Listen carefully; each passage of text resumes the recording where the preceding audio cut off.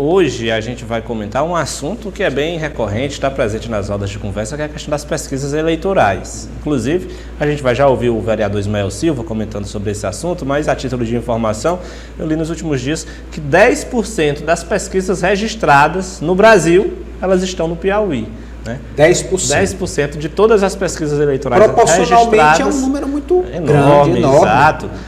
O Piauí não tem 10% dos municípios e nem 10% do eleitorado, nem da população. É realmente um número que mostra que esse mercado das pesquisas eleitorais aqui no Piauí é muito forte, né? Muito intenso.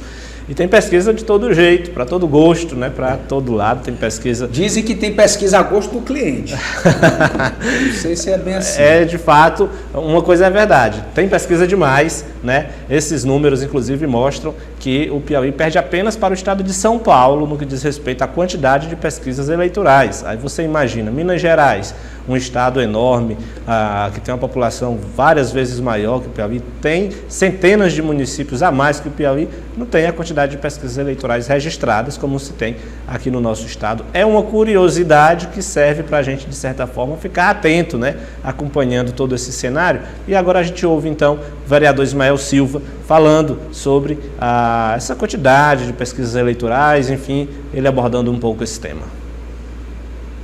Em toda esquina você tem um instituto de pesquisa. Todo mundo hoje monta um instituto de pesquisa. Aqui tem o máximo respeito por quem empreende nesse ramo, mas me gera muita preocupação de uma capital como Teresina já ter ultrapassado 50 pesquisas realizadas para uma campanha eleitoral, num ano eleitoral. E aí você olha, por exemplo, para a cidade de São Paulo, que quando Teresina estava com 49 pesquisas já registradas, São Paulo tinha 12. Então, assim, e todas dão resultados diferentes, tem pesquisa para todo gosto.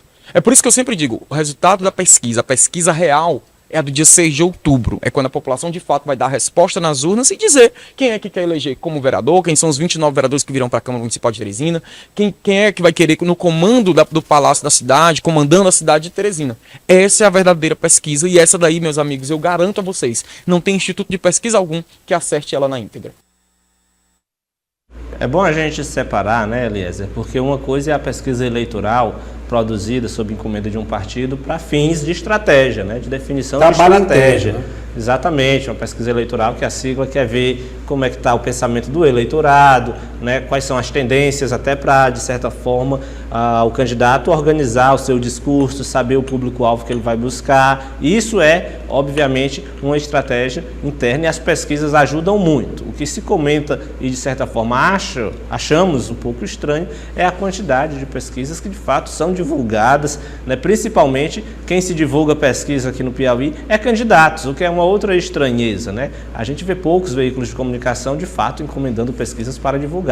A maioria das pesquisas eleitorais são divulgadas pelos próprios candidatos e aí tem pesquisa de manhã que o candidato A está na frente, quando é à tarde o candidato B joga a sua, informando que ele está liderando. Tudo isso causa, obviamente, uma necessidade de um acompanhamento maior por parte da Justiça Eleitoral, do próprio Ministério Público Eleitoral. Hoje em dia, não é difícil se pesquisar, não é difícil se fiscalizar pesquisas eleitorais, porque a gente sabe que todas elas são feitas dentro de critérios técnicos, de tecnologia, enfim, é possível apertar mais um pouco o cerco no que diz respeito à fiscalização, que eu acho que é por aí que se deve caminhar. Ninguém está falando, obviamente, de censura, mas a gente está falando de um tema que tem a capacidade de impactar o resultado do processo eleitoral. A gente sabe que muita gente se deixa influenciar por resultado de pesquisas e o que a gente quer, obviamente, é um debate mais qualificado. Por esse motivo, eu acho que o Ministério Público Eleitoral deve ficar um pouco mais de olho no que diz respeito à quantidade de pesquisas e principalmente para verificar como, de fato, essas pesquisas estão sendo realizadas, se estão cumprindo detalhadamente ali os critérios técnicos e científicos, né? Porque a pesquisa é uma estatística, é uma ciência, exatamente, precisa seguir ali alguns critérios. E até nas redes sociais é importante ter cuidado com a divulgação dessas pesquisas, de determinadas enquetes, tudo isso precisa ser formalizado perante a justiça. Eu, como usuário de internet, por exemplo, não posso simplesmente inventar uma pesquisa numa rede social. É crime. É crime. Que fique claro, a pessoa responde, existem penalidades previstas em lei. Agora, João Magalhães, qual seria o interesse por trás da divulgação de tantas pesquisas até com cenários distonantes? O que está por trás disso?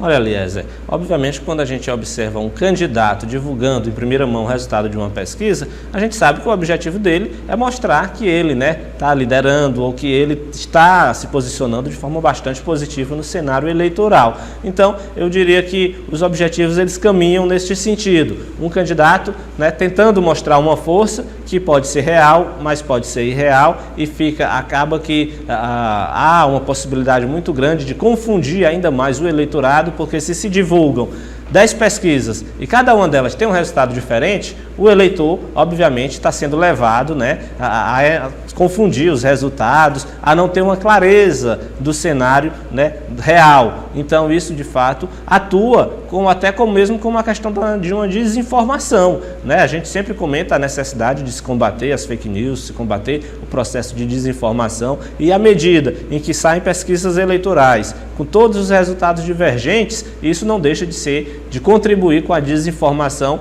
porque não é possível que dezenas de pesquisas sendo divulgadas, cada uma com um resultado diferente, uma caminhando no sentido, com outro candidato liderando, isso acaba gerando uma confusão com potencial de influenciar, de impactar a decisão do eleitor.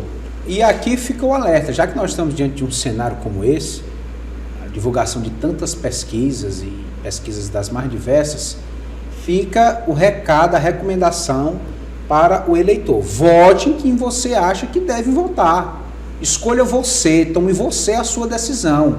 Não se sinta simplesmente influenciado por alguém que supostamente está na frente.